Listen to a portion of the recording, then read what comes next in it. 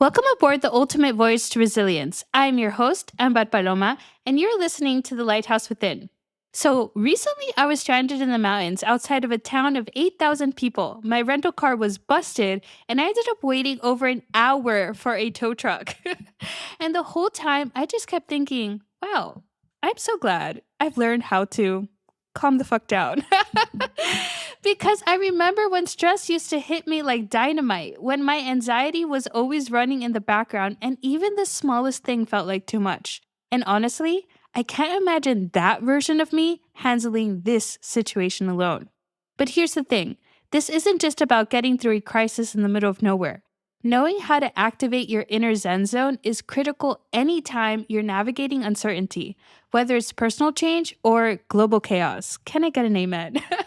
So today I'm breaking down exactly how to enter into your inner Zen zone when life throws you off balance and the bare minimum panic prevention plan I want you to try. If you haven't hit subscribe yet, go ahead and do that now and let's get started.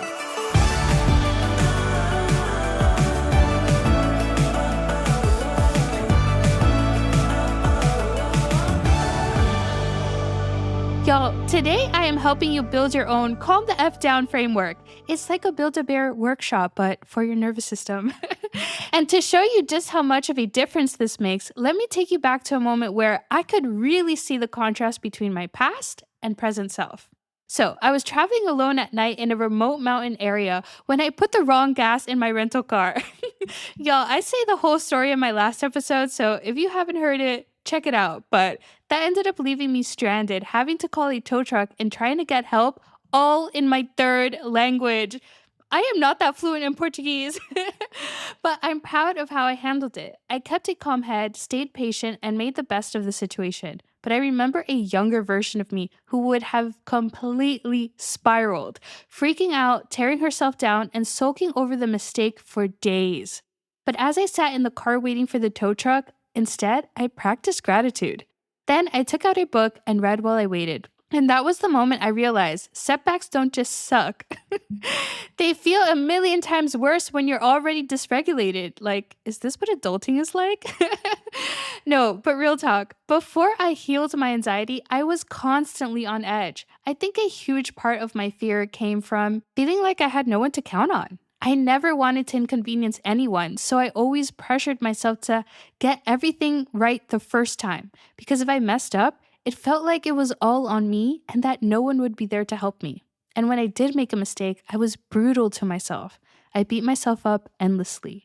So today, I want to talk about nervous system regulation, because if you've ever felt like stress knocks you down harder than it should, this might be why. But also, side note, nervous system regulation sounded really stuffy, so if anyone asks, this is your emotional airbag system. Right now, I'm working towards completing my resilience coaching certification so that I can better support you both through this podcast and through one-on-one coaching. So if through this episode you're realizing that you need a solid regulation system to help navigate uncertainty, I'd love to support you. You can join my coaching waitlist, or if you want some free support right now, check out my Clarity Compass PDF in the show notes to start building your toolkit today. So, one of the classes I'm taking as part of this certification is all about navigating personal change while also facing local, regional, or global uncertainty, which has basically been our whole life since COVID. And this is so relevant because uncertainty doesn't just come from one place, sometimes it stacks up. For example, you're going through a breakup while also feeling uncertainty about the economy. You're facing job loss while also dealing with political instability. You're going through personal transformation while also experiencing a local natural disaster. So I'm super excited to share some of the insights from this training and incorporate this multifaceted approach into my coaching, because these kinds of layered stressors make it so much harder to plan your next step. We all experienced this firsthand during COVID. How do you move forward when the world itself is unstable? If you can relate to that, I want you to start by thinking about your life in seasons, because resilience isn't about resisting change, it's about learning to move with it.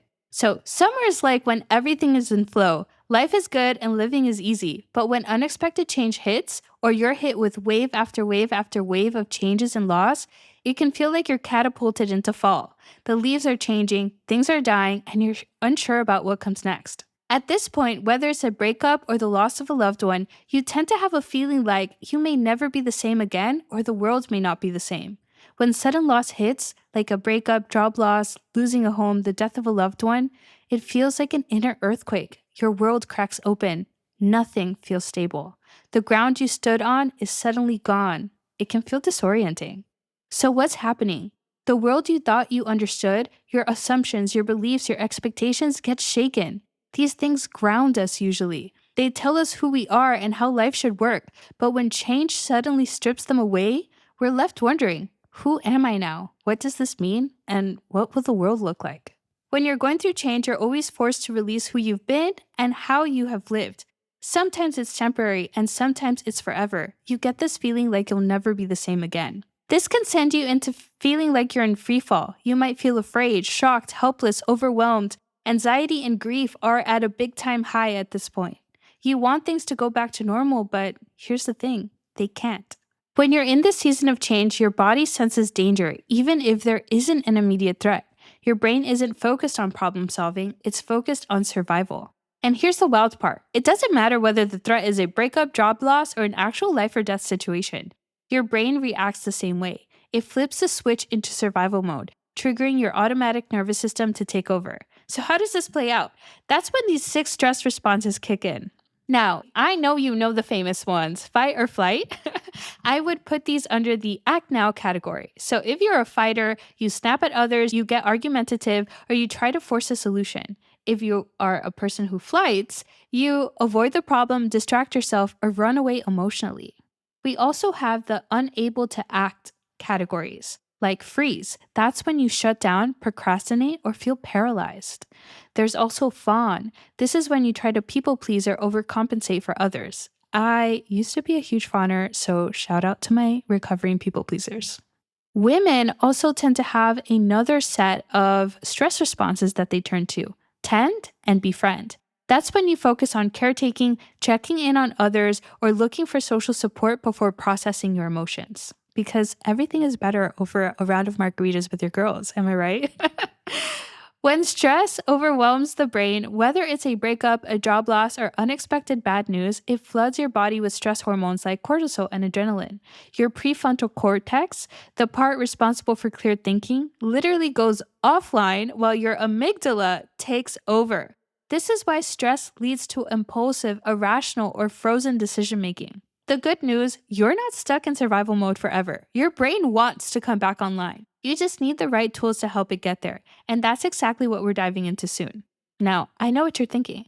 But Amber, what if this isn't just about one stressful moment? What if I feel on edge all of the time?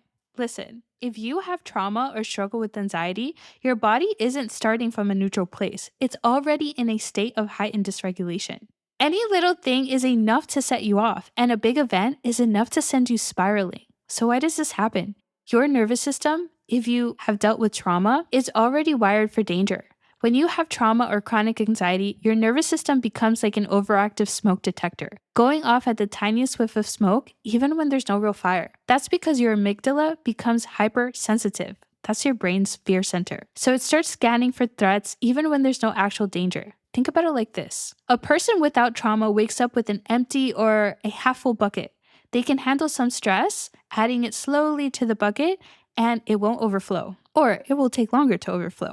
But if you have unresolved trauma or anxiety, that's like waking up with a bucket that's already 80% full or at capacity. That means any small inconvenience, like a late email, a traffic jam, can feel overwhelming because it is literally the tipping point. A big stressor, like a breakup, a job loss, or unexpected conflict, can completely flood your system. Another situation that's going on is that your brain doesn't know the difference between past and present threats. If something even small reminds you of a past painful experience, your body reacts as if it's happening again. That's why someone raising their voice, a certain tone, or even a specific smell can send you into a spiral. Your nervous system is reacting to the memory of a danger, not the present moment. This is why trauma survivors often have disproportionate reactions to certain situations, because their nervous system is still stuck in the past experience.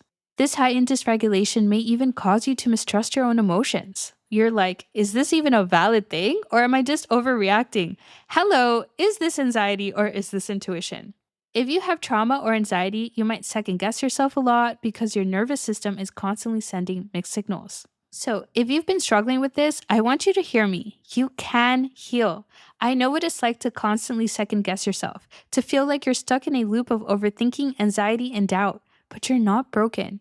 You're just operating from a nervous system that needs regulation first. And once you have the tools to regulate, you can start trusting yourself again, one step at a time. This does not have to be the end of your story. If you feel like you might have trauma that you want to work through, this is a great area to discuss with a psychologist. So now that we understand why your nervous system gets dysregulated, let's talk about what you can actually do about it. There are two key things you need. You need some in-the-moment techniques for when stress hits you like a truck, and you need daily regulation habits to build long-term resilience. And by the way, if you want a deeper breakdown of emotional management, there's a whole section on this inside my free PDF, The Clarity Compass, which you can grab in the show notes. It's packed with tools to help you manage stress, build emotional resilience, and create a regulation system that actually works for you. You can also join my waitlist for one-on-one coaching, and we can build something tailored just to you.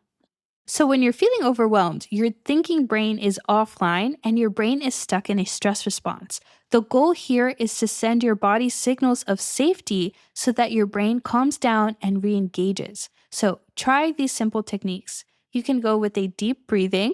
So one of the really common ones is something like box breathing. That's when you inhale for 4 seconds. So it's like inhale, 1, 2, 3, 4, hold, 1, 2, 3, 4. Exhale, 1, 2, 3, 4. Hold, 1, 2, 3, 4. And in your mind, I want you to imagine like you are making a box with all of your inhales, exhales, and holds. Another one that I really love, this is my personal go-to, is a deep, deep sigh. So that's when you inhale really deeply, like a really short inhale, you just go, and then you exhale fully like, but in a sigh.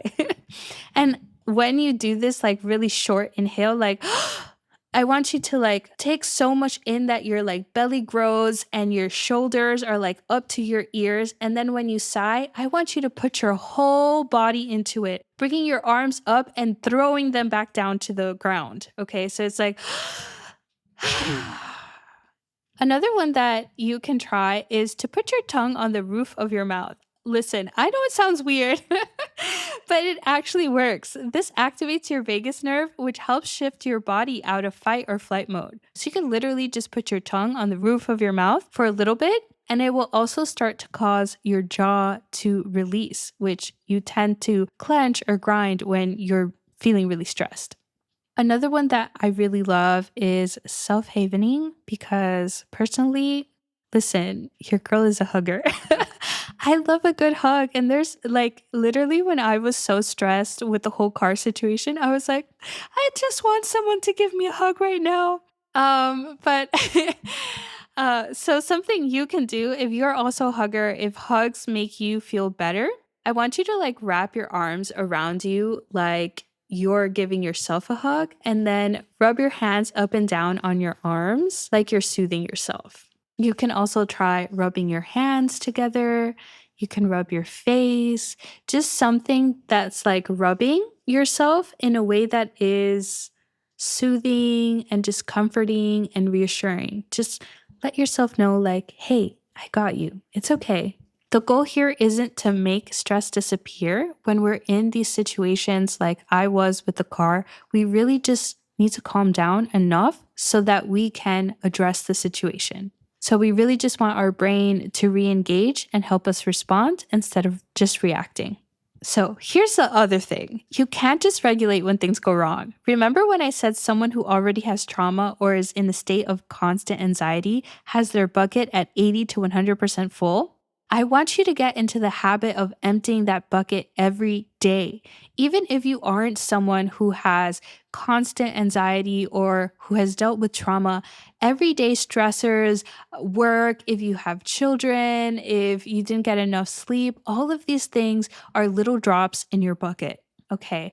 So if you have 5 days in a row where you're putting little drops in your bucket, every day you put 20 to 30% little drops in your bucket. By the time you get to the fifth day, you're overflowing. And that's when you're just like, I'm going to break. So that's why I want you to get into the habit of emptying your bucket every single day. You need to train your nervous system daily so that when stress hits, your body is already in a strong, balanced, calm state. If you do nothing else, I want you to follow this, okay? We talked about this a little bit in episode 3. So if this is something you're interested in, go back to that episode. And again, there's a whole section on this in the Clarity Compass. So I want you to do something for your mind, your body, and your spirit every single day. Okay, it does not have to be complicated. For your mind, I want you to get into the habit of journaling. And this is how I want you to journal. I want you to have a section for gratitude at the top. So start with writing 3 things that you're grateful for. Then I want you to have a section for your worries. Write down anything that is worrying you at the moment or stressing you out. Just get it out of your head and onto the paper. And the last section I want you to write about is like, what are you looking forward to next? Practice focusing your brain on possibilities instead of just problems. And what I love about this is like, it makes a nice little positivity sandwich. So you got a little gratitude on top, then you got your little slice of worry cheese, and then another like piece of bread of like wholeness and possibility and positivity at the end. This is actually how I journal every single night, and it has done wonders for me over the past year. I feel so much more grounded, and I cannot go to sleep unless I do this. The next area I want you to think about is your body. So movement helps you process stress hormones like cortisol and move them out of your body and lower them. So this is really important. Even 5 minutes of movement can lower your cortisol levels by 30%. Okay, so if all you do is take a 5-minute nervous system walk down the block, that is enough to satisfy this requirement. So again, journaling, 5-minute walk, it's enough.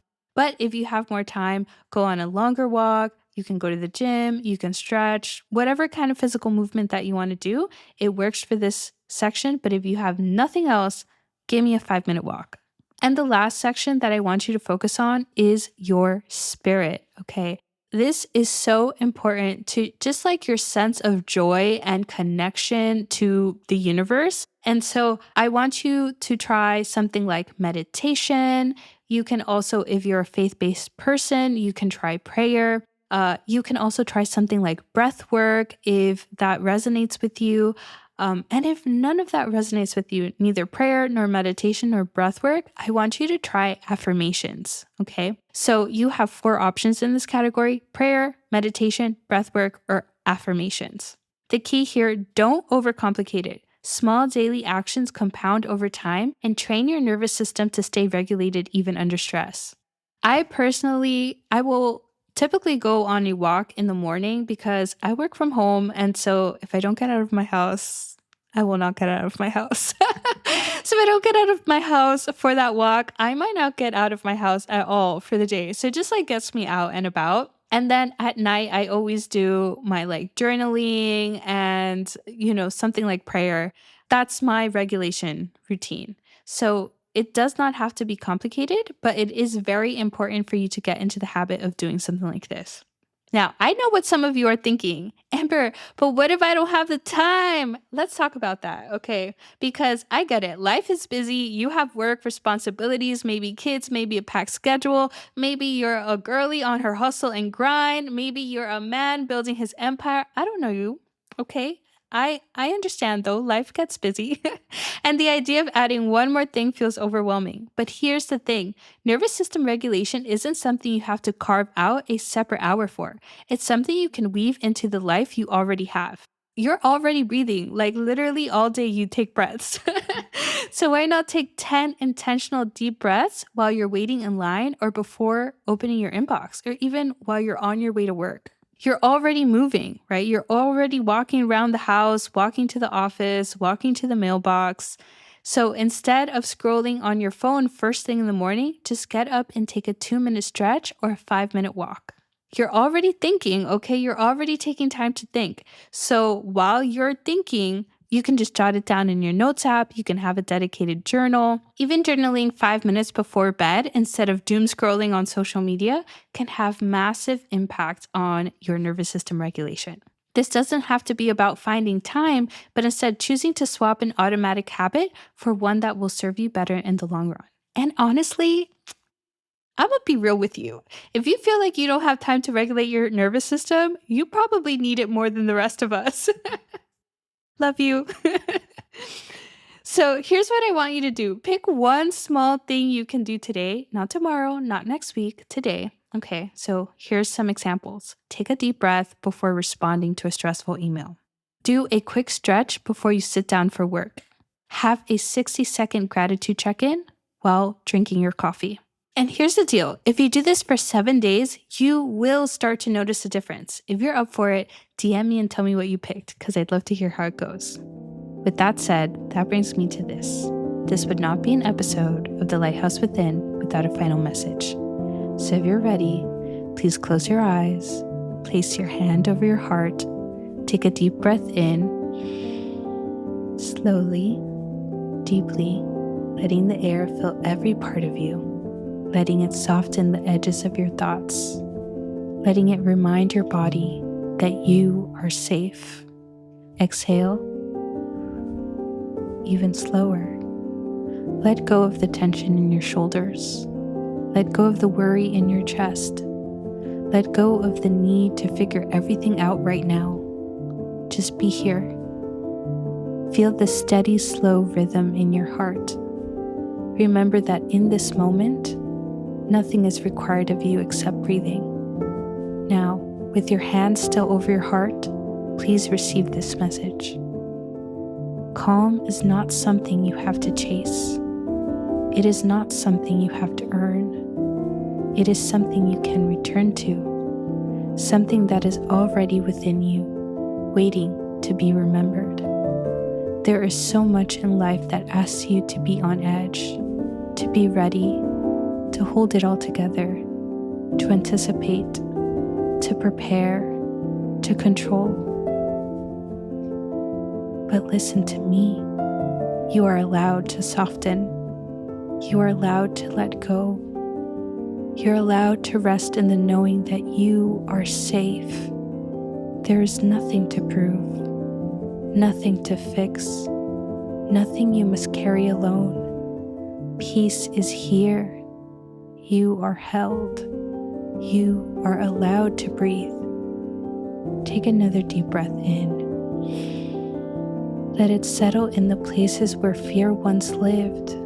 Let it remind you that calm is your birthright, that you do not have to fight for it, that you can step into it now just by allowing yourself to be. And exhale, slowly, gently, completely. When you're ready, please open your eyes. Thank you so much for being here, for choosing to return to yourself, for choosing again and again to seek calm when the world feels unsteady. If this message resonated with you, I'd love to hear from you. DM me, let's talk. And if you're looking for deeper personalized support, my one-on-one coaching waitlist is now open. Spots will be limited, so be sure to sign up in the show notes. And if you want a guide to start this journey right now, download the Clarity Compass for free today. But until next time, hold this truth close. Peace is not outside of you. It has been within you all along. And no matter what happens, you can always return to it. Bye.